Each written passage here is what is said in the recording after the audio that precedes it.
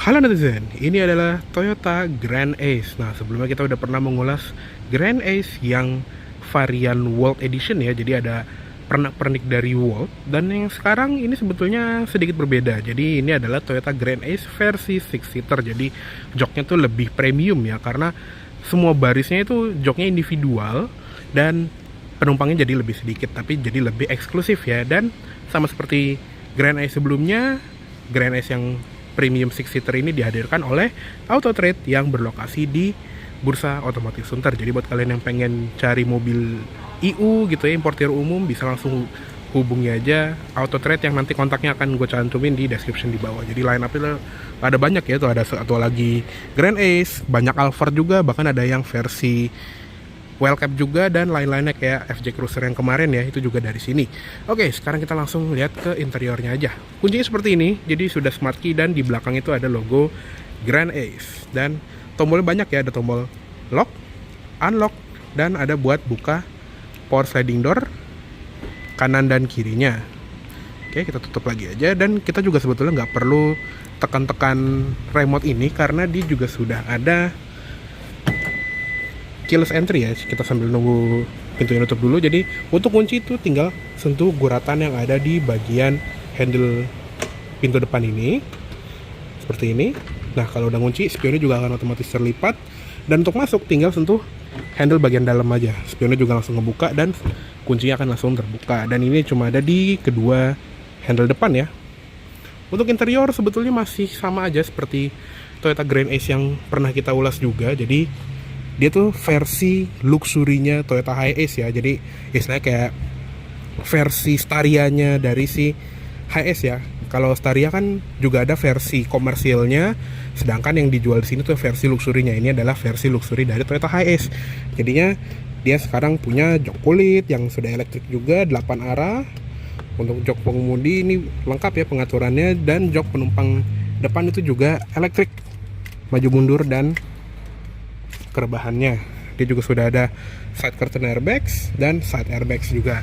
Oke, untuk masuknya kita juga dikasih grab handle ini, dan ada pijakan juga di bawah untuk memudahkan kita masuk. Untuk menyalakan mesin juga gampang, tinggal kita injak pedal rem dan tekan engine start button di sebelah kiri sini untuk menyalakan mesinnya. Oke, halus ya mesin dieselnya, walaupun dia sama kayak Fortuner gitu atau Toyota Hilux, dia jauh lebih refine karena CBU Jepang gitu ya. Oke, yuk langsung kita tutup aja. Untuk setir juga dia mirip-mirip setirnya Innova ya kalau diperhatiin, Innova Reborn, tapi sedikit berbeda layout tombolnya karena dia udah pakai layout Toyota yang terbaru gitu ya. Jadi ada kursor MID 4 arah di sebelah kiri, tombol audionya jadi di bawah kayak volume dan voice command, dan untuk next tracknya tuh di sebelah kanan.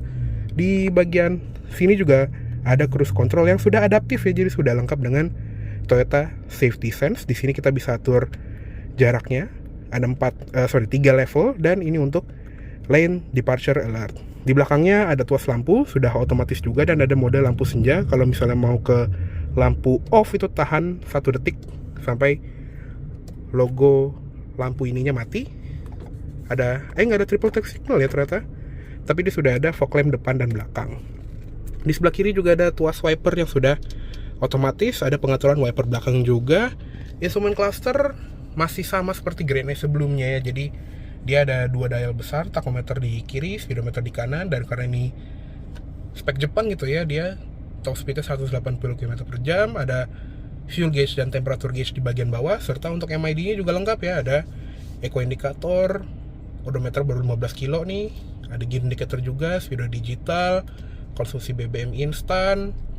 Di sini untuk status dari radarnya dan lane tracing assist-nya, ada sambungan audio juga, jadi bisa milih ya sambungan audionya mau FM, AM, Miracast atau Bluetooth. Dan ada trip meter, tire pressure monitoring system, dan di sini untuk active safety-nya ada lane departure assist tadi, ada pre-collision system bisa dimatiin, ada blind spot monitoring system juga, dan ada indikator juga di spion. Terus ada sensor parkir, rear cross traffic alert, parking support brake, dan road sign recognition atau bisa membaca rambu-rambu ya, soal speed limit dan lain-lain. Vehicle setting ini ada TMN, apa ini? Kayak lead car departure alert mungkin ya kalau di Honda gitu ya, tapi ini mungkin kayak versi Toyotanya. Ada status dari auto stop start, waiting time, dari pintu gesernya. Terus untuk settingan di speedometer ada bahasa Inggris atau Jepang, 1 unit konsumsi BBM kilometer per liter atau liter per 100 km, eco indikator, pop up display, matiin MID, dan balik ke settingan default atau settingan pabrik, dan ada layar peringatan juga. Jadi lengkap sekali. Di sebelah kiri dan sebelah kanan sini juga ada tombol-tombol kayak buat kamera 360, terus ada ambient light untuk di belakang, bisa terang redupin atau ganti warna. Dan di sebelah kanan ada 4 tombol kosong. Di bagian ventilasi AC ini juga bisa dibuka tutup dengan surround warna satin silver gini. Ada cup holder di depannya, dan ada tombol untuk membuka power sliding door-nya dari depan secara elektrik. Seperti itu. Jadi kalau misalnya supir mau nutup tinggal dari sini aja, nggak perlu turun mobil gitu ya. Di bagian bawah juga ada beberapa tombol lagi. Yang pertama ada tombol auto high beam untuk matiin power sliding door-nya tadi, dan untuk DPF ya, atau diesel particulate filter. Di sini juga ada pemberitahuannya di MID. Ada tuas membuka kap mesin dan tangki BBM-nya, serta di bagian sebelah kiri juga ada airbag untuk lutut pengemudi. Untuk pedal masih model gantung, dan footrest juga lumayan besar ya untuk kaki gue yang gede ini. Dan di bagian door trim di atas dia pasti keras, tapi di bagian tengah dan di bagian armrest ini empuk. Ada wood panelnya juga di sekitar switch power window, dan dia all auto untuk kedua jendela depan. Dan dia juga ada anti pinch ya pastinya, jadi lebih aman. Ada central locking, window lock, pengaturan spion juga lengkap, dan ada pengaturan spionnya bisa dilipat secara elektrik, dan ada autonya juga. Jadi kalau misalnya ya kayak tadi gitu ya, kita kunci dia akan ngelipat, tapi kalau misalnya mau stay kebuka itu juga bisa. Dan di sini juga ada peringatan untuk DPF-nya, diesel particulate filter, walaupun dia bahasa Jepang semuanya. Ada door pocket dengan cup holder, handle pintunya juga kayak punya Camry gitu ya, dan seal plate-nya ada tekstur gitu, tapi nggak ada yang gimana-gimana banget. Ada Twitter di pilar A, dan ini pilarnya juga dilapis bahan bludru ya, jadi lebih mewah. Ada grab handle tadi, dan ada simbol untuk SRS curtain airbags. Ada grab handle, seat belt bisa diatur naik turun, sun visor pengemudi, ada card holder di luarnya, dan ada cermin dengan vanity mirror, jadi juga lumayan besar. Spion tengah dia bisa diatur, dan kalau misalnya di belakang itu lagi banyak orang gitu, jadi pemandangan kita terhalang dengan kepala, tinggal cetekin aja dan dia akan berubah menjadi digital rear view mirror. Dan ini juga ada settingannya, kita bisa setting brightness-nya, setting atas bawahnya, kiri kanan, miringnya, zoomnya, dan kayak ada auto dimmingnya gitu juga pastinya ya. Jadi benar-benar canggih, lebih enak juga untuk digunakannya. Ada lampu baca LED juga, bisa nyalain semua atau ngikut pintu, dan dia juga sudah ada SOS yang ditutupin sama cover plastik ini biar nggak sengaja ke tekan ya. Dan ada sun visor sebelah kiri juga yang sama, ada cermin dan lampu, ada grab handle, seat belt, headrest adjustable naik turun. Untuk head unit juga sama seperti Grand S yang World kemarin ya, dia udah terintegrasi dengan mobil, dan dia juga sudah ada peta. Dan walaupun dia unit CBU Jepang gitu ya, dia tuh bahasa Inggris ya, jadi udah lebih enak dipakainya, nggak pakai bahasa Jepang, jadi nggak perlu pakai translator lagi. Audionya juga lengkap, ada AM, FM, disk, USB, Bluetooth, dan Miracast juga. Dan harusnya sudah ada Apple CarPlay, Android Auto lah ya untuk mobil modern gini ya, atau tombol hazard di sebelah kanan. Dan dia juga bisa nyambung ke mobil karena settingannya sudah lengkap nih. Contohnya MID aja dia bisa ditampilkan di sini. Ada trip komputer, average speed, elapsed time di bagian menu. Nah ini setupnya bisa ngatur banyak sekali pengaturan, setting Bluetooth, audio, phone, vehicle. Nah itu bisa setting door lock, climate, lighting, convenience. Ada smart device link juga.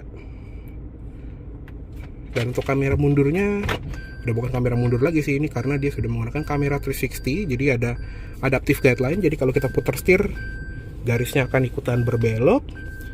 Dan ada kamera belakang top down view, garisnya juga bisa diubah tampilannya mau seperti apa.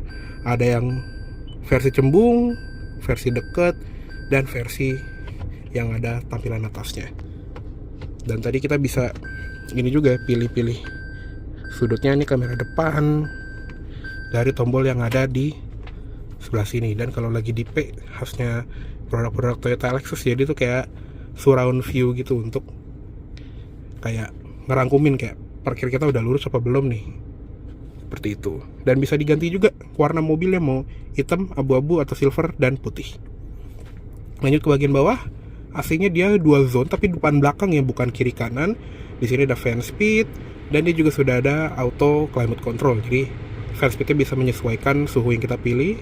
Paling panasnya di 32,5 derajat dan paling dinginnya ada di 17,5 derajat. Di sini tadi fan speed, ada mode AC, sirkulasi udara off, arah AC lengkap, kemuka, ke kaki, dan ke kaca depan, ada di fogger depan belakang, dan knoping kiri ini untuk ngatur suhu di kabin belakang. Lanjut ke bagian tuas transmisi, dia lurus ya sekarang modelnya, bukan gated, dan ada Tiptronicnya juga. Dia transmisi otomatis, torque converter 6 percepatan.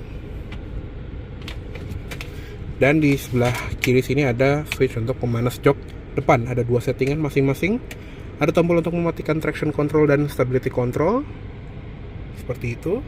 Dan ada power heat ya, atau idle up lah istilahnya. Jadi kalau mesinnya masih dingin, dia akan menaikkan RPM biar lebih cepat panas mesinnya. Dan dia juga ada wiper demister, jadi di bagian kaca atau di tempat wiper itu bertengger, dia ada kayak defogger bar gitu untuk mendinginkan wiper biar nggak beku kalau di musim dingin ya, karena kan dia asalnya dari negara 4 musim ya.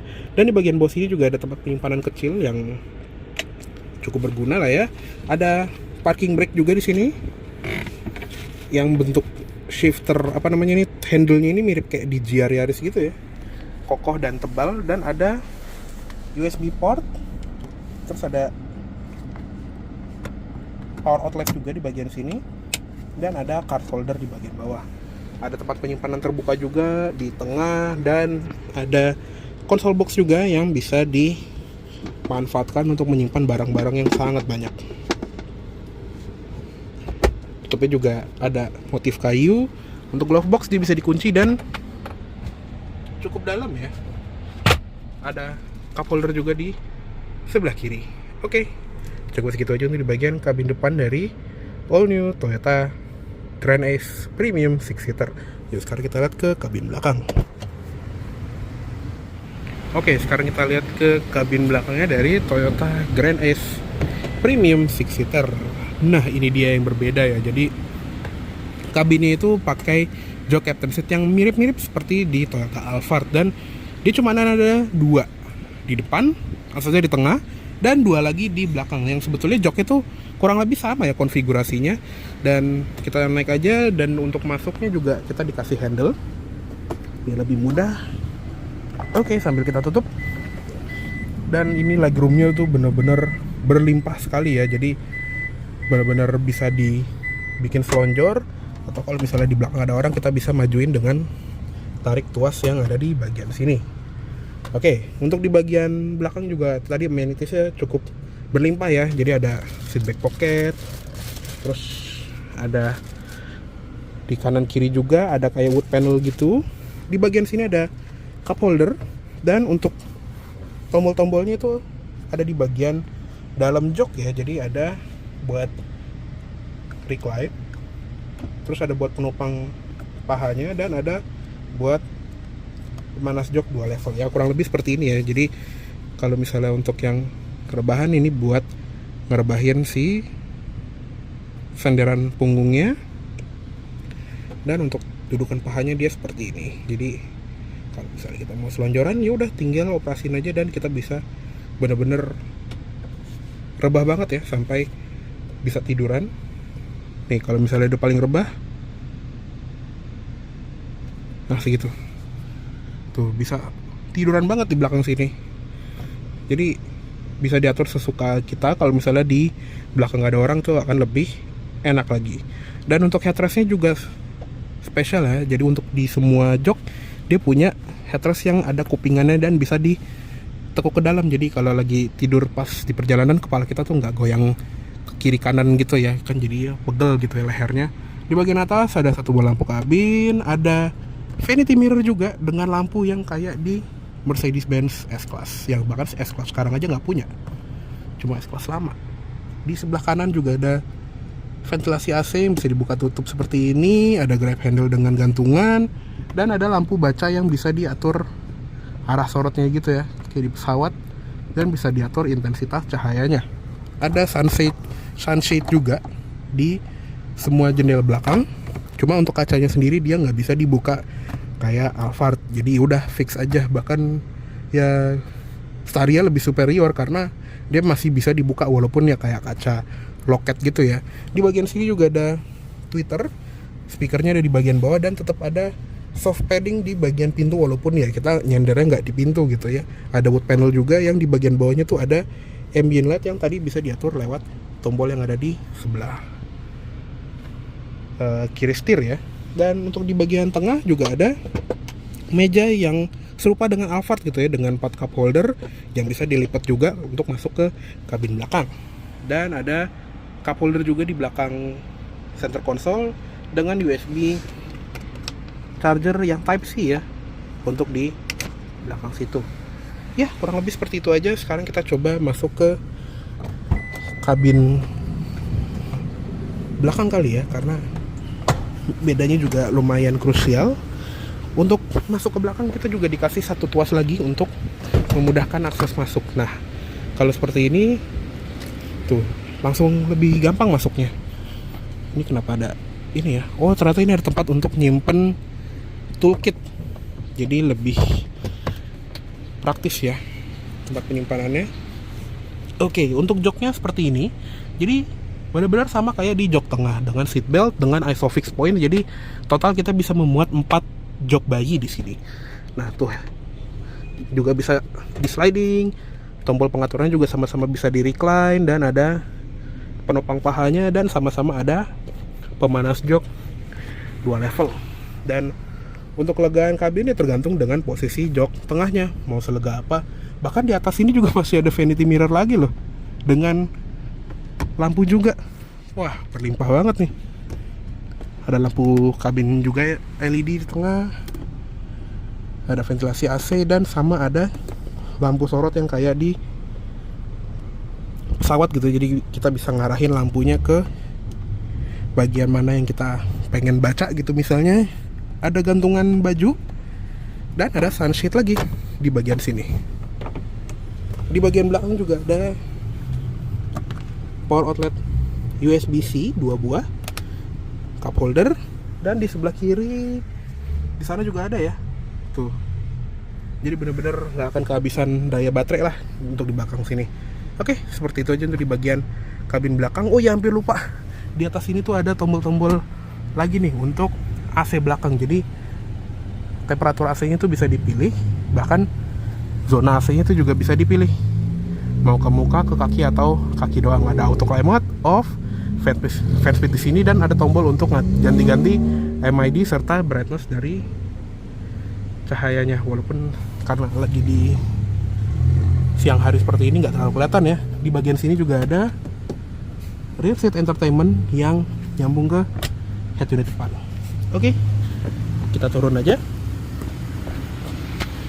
Ini joknya kita kembalikan. Mudah sekali ya, tinggal ceklek.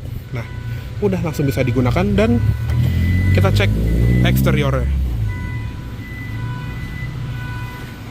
Oke, sekarang kita lihat ke ruang mesinnya dari Toyota Grand Ace Premium 6-seater ini. Ya, mesin sih sama aja ya.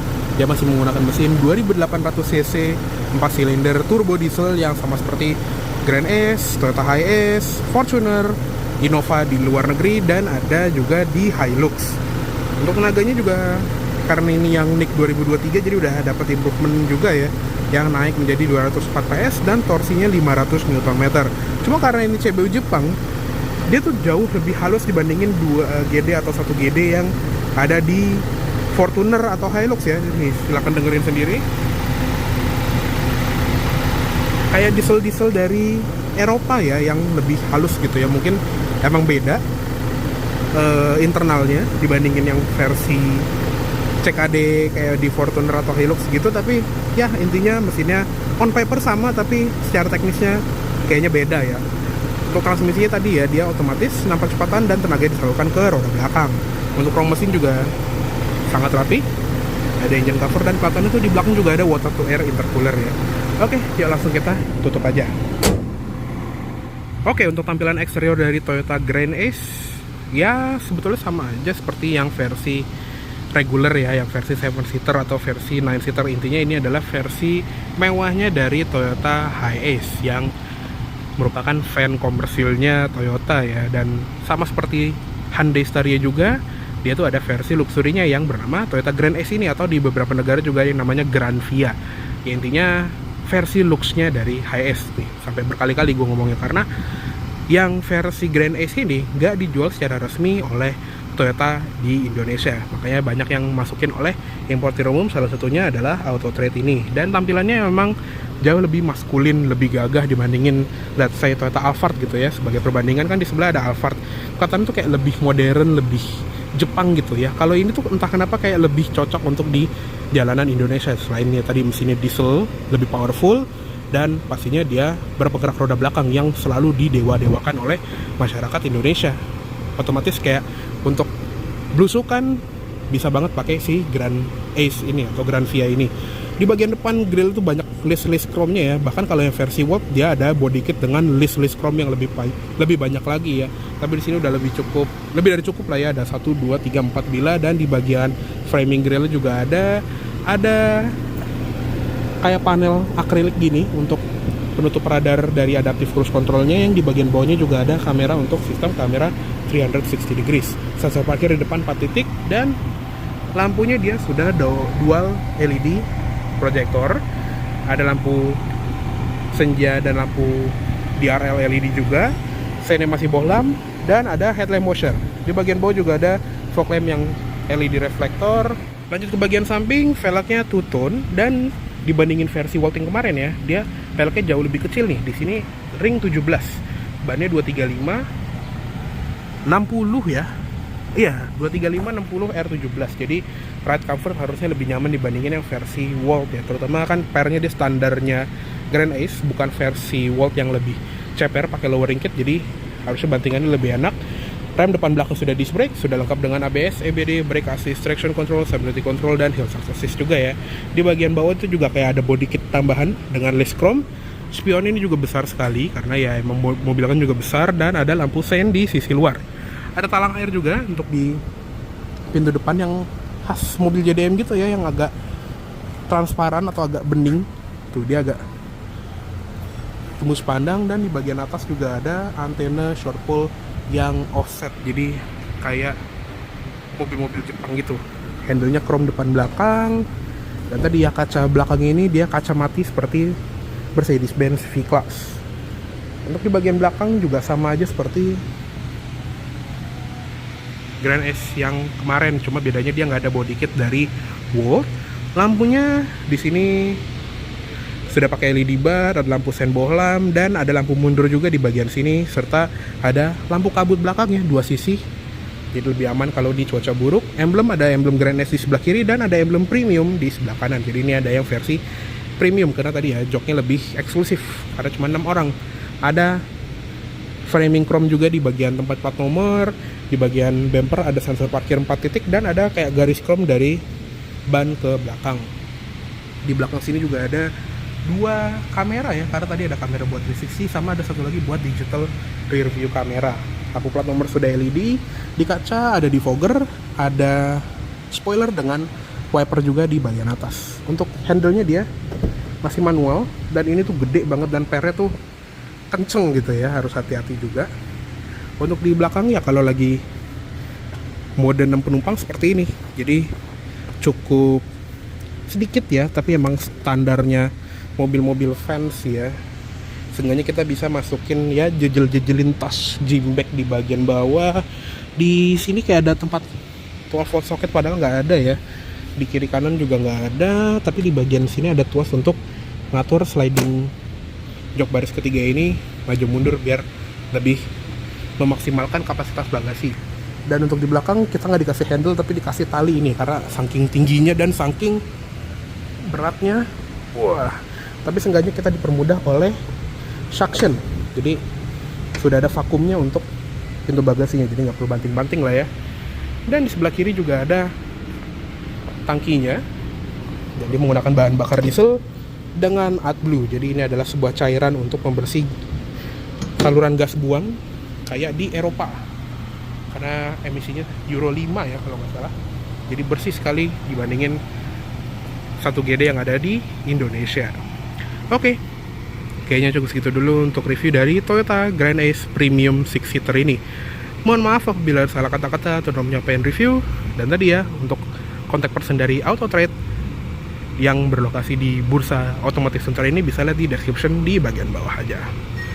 Oke, terima kasih banyak telah menonton. Sampai jumpa di video selanjutnya. Jangan ugal.